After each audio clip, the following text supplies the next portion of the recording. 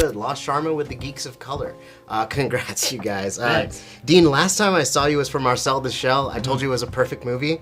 This is a pretty perfect adaptation. I had so much fun, and this movie means a lot to me and so many people. Yeah. Obviously, there are like limitations when you go from 2D to live action, but I was curious on the other end of that.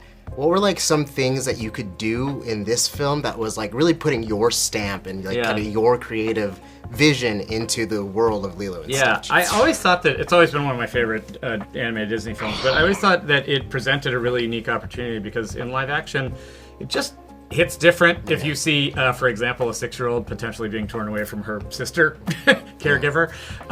There is a translation process that happens, and live action's better at certain things, and animation, obviously, as you mentioned, is better at other things.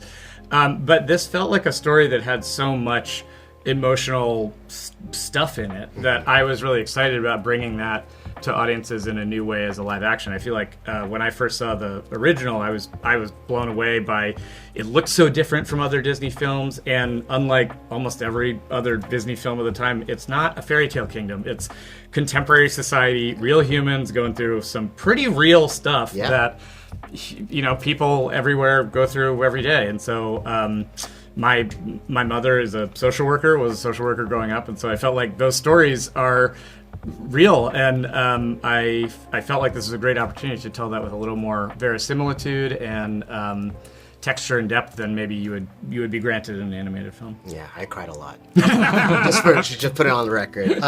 Jonathan, there's obviously we're celebrating Hawaiian culture and Pacifica people, and I was just curious, what is the kind of process to consulting and getting those artists and getting that talent onto a film like this, so it's all honoring where the source material comes from in a way?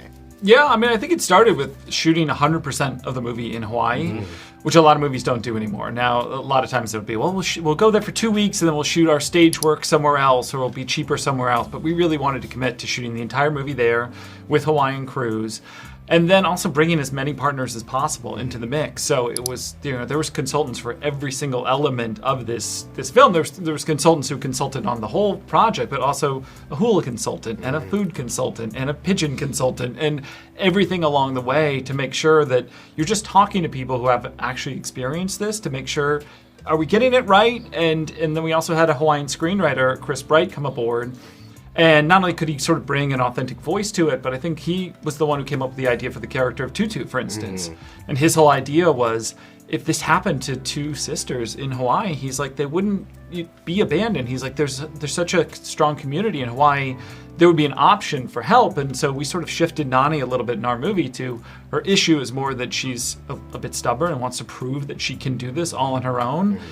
And then by the end, she's sort of accepting this wider ohana and the help. So, but all of this came out of just talking to as many people as possible on the island, and everybody was so loving, and they all wanted us to get it right. They were so willing to help and to pitch in because, like you said, it means so much to them. So yeah, I love the Tutu character. Yeah, by the way, it's such a great addition. But as we all know, ohana means family, right? But like when you're on set, it's a team sport. Like filmmaking is such a team sport. Yeah. What was kind of the culture or the family dynamic of working with everyone out in Hawaii? I was going to say this anyways, to anyone who's out there thinking of shooting in Hawaii, shoot in Hawaii. Yeah. Because it rules, and the crews there are, like, exceptional. They've had, like, oftentimes as a director, like, if I shoot something and it's kind of not a normal shooting location, maybe, like LA or something, some of the crews are like, they just haven't had enough jobs come through there to become seasoned. But Hawaii's not like that. Hawaii's like always had TV shows and stuff shooting there, and so the crews on Hawaii are exceptional, and they've been working together. Talking about family, like they've been working together on Hawaiian projects for like their whole career, so they all know each other. They have this like amazing shorthand, and like as a director, I could see that day one.